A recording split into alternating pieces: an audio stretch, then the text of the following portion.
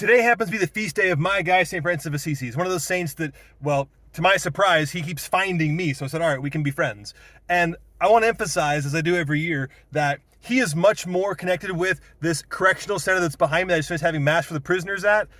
He's much more to do with that than he is to do with the hippie garden statue, bird bath, sort of, outdoor nature guy we usually think of. He's not that. He definitely had a connection with nature. He preached to the animals because the people wouldn't listen to the gospel, so he preached to the animals instead.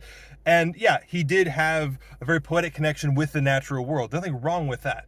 But that's not his contribution. That's not his great strength. That's not why he basically saved the church in a lot of ways. It's because he recognized how much of a sinner he was in need of God's mercy. If you read his writings, he is all about penance and the cross and our need for conversion. That's what St. Francis is about. All of the stuff, the nature happy, outdoor flower garden stuff, that peace and tranquility that we think of for St. Francis, that only comes because he understood how powerful God's mercy was. He understood what it meant to be forgiven and loved by God and to rejoice in the Lord. And then he had the peace and the freedom and the joy and the happiness that comes from that. So my guys back here at the prison, I just had mass for today, and I do once a month. There's a Colby retreat going on this week, which I was just at.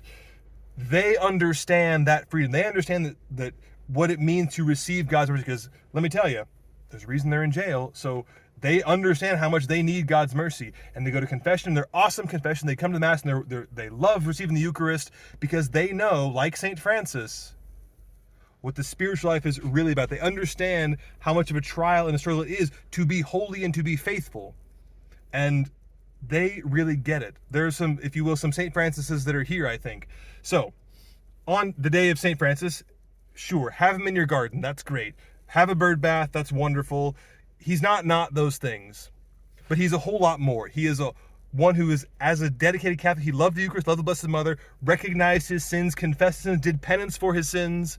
And that's where his, if you will, his free spirit and holiness and happiness come from repenting and trusting in God's mercy.